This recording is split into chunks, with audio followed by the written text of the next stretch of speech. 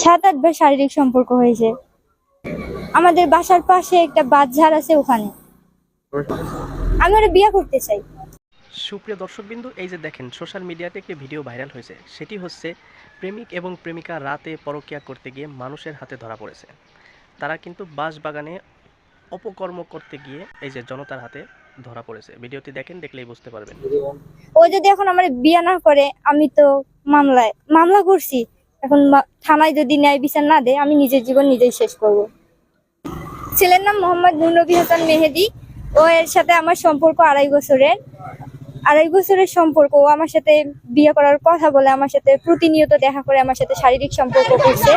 2 বছর যাওয়ার পর হঠাৎ একদিন আমার এসে বলতেছে যে আমার সাথে দেখা করে আমি ঢাকা চলে যাব, সে শারীরিক সম্পর্ক করবে। পরে আমি বললাম আমার বাসা থেকে ছেলে দেখতে আসছে, আমাকে এখন বিয়ে করো, নয়তো কিছু বলে যাও। সে বলে যে আমার কাছে তুমি সময় নাও, আমি তোমারে বিয়ে করব। আমি আমার জিজ্ঞাসা তোমার ছেলে পছন্দ হয়েছে? আমি কই হ্যাঁ হয়েছে। কই ক্যান্সেল করে দাও, আমি তোমারে বিয়ে করবো। এগুলা বলে আমার সাথে দেখা করছে। তারপর বলতেছে আমি তোমার বিয়ে করবো না। পরে আমার সব জায়গা থেকে ও ব্লক করে দিছে। আর আমি ওর সাথে দেখা করতে যাইতে চাই না। ও ইদানি আমার ইমোশনাল ব্ল্যাকমেল করে, জোর জবরদস্তি করে নিয়ে যায় ওখানে। ও ঢাকা থেকে আসে, ওর নানার বাসা আসে, আমার বাসার পাশে ওর আমার সাথে দেখা করে। আমি যাইতে চাই না, জোরপূর্বক নিয়ে যায় আমার সাথে শারীরিক সম্পর্ক করে, ধর্ষণ করে। 7-8 বার শারীরিক সম্পর্ক হয়েছে। কোন কোন জায়গায়, কোথায় কোথায়? আমাদের বাসার পাশে একটা বাঁধঝাড় আছে, ওখানে।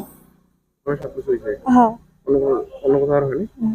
ঘুরতে গেছিল কোথায় কোথায়? ঘুরতে তো যাই না। বাসায় এসেছিল? ছেলের নাম মোহাম্মদ নূরনবী হাসান মেহেদি, বাবার নাম নজু মিয়া, মায়ের নাম নুরনাহার বেগম, বাসা চৌরাহা, দক্ষিণ গলাগড়া। গতকাল ও আমারে সন্ধ্যার সময় নক দিয়া বলতেছে যে আমি ঢাকা যাবো কালকে, আমার সাথে দেখা কর। তা আমি কইছি আমি দেখা করবো না, দেখা করলে ধরা পড়লে কপালে দুঃখ আছে, না তো বিয়া দিয়ে দিবে। তাই এটা আমি ম্যানেজ করে নিবো, তুই আমার সাথে দেখা কর। আমি যাইতে চাই না। অনেক কিছু বলার পর আমি গেছি 9টায়, তখন 30 বাজে। আমারে বলছে ওখানে আসিও, আমার ফোনে চার্জ নাই, নক দিতে পাবো না। পরে গেছি, যে বলতেছে আমারে আমি তো কিছু করবো না। ও আমারে জোর জবরদস্তি করে রান্নাটা সরাইছে, শারীরিক সম্পর্ক করবে। আমি চিল্লাইতে ধরছি, ও আমার মুখে হাত দিছে। পরে হাতটা সরে আমি চিল্লাচিল্লি করছি, আব্বু এসে ধরছে ওরে। হ্যাঁ, সমর্থন করছে কি? হ্যাঁ করছে তো। পরে আব্বু ধরছে। কতক্ষণ সময় লাগছে? 10 minute, 10 minute, 9 minute, 15 minute, 20 minute. পরে তারপর আব্বু আসছে, এসে ওরে ধরছে, ও পালাইছে। পরে দোলাবাড়ির মাঝে ওরে ধরছে, ধরে এটা আটকায় রাখছে। ওর আন্টি এসে বলে যে আমার ছেলেকে রাস্তায় ধরছে, এগুলো মিথ্যা কথা। ওর মামা এসে একটা লাঠি নিয়ে আব্বুকে মারতে গেছে, জোর জবরদস্তি করে আব্বুকে সরাই দিয়ে ওর ভাগিনাকে নিয়ে গেছে। আমি তো এখন সমাজের কাছে কালারিং হয়ে গেছি, আমাকে তো এখন কেউ গ্রহণ করবে না। আমি ন্যায় বিচার চাই, নয়তো আমাকে বিয়ে করো। আমি মেয়ের মা, আমি কিছু জানি না। জানি ঘরে পাক করতে দেন, দেখি আমার মেয়ে ঘরে নাই। তারপরে শুনি ওই ছেলের কাছে গেছে। তারপরে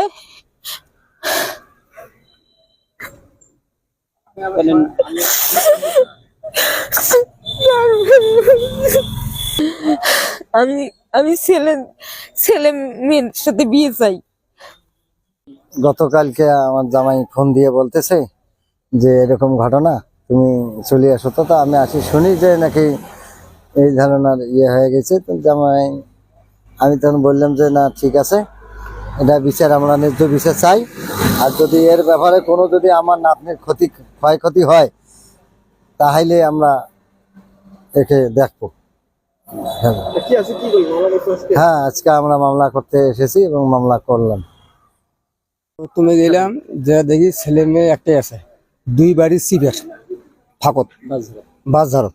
আমি গেলাম, যে ছেলেটা ধরলাম, ছেলেটা আমার ঝটকে দিয়ে চলে গেল। তারপর আমি দৌড়ালাম, আমার বন্ধু দৌড়ি যে ডেরানো যা ধরছি, দোলাবাড়িতে ডেরেন দিয়ে ধরছি, বাড়ির বাড়ির পেছনে ধরিয়া ওটা চলে গেল।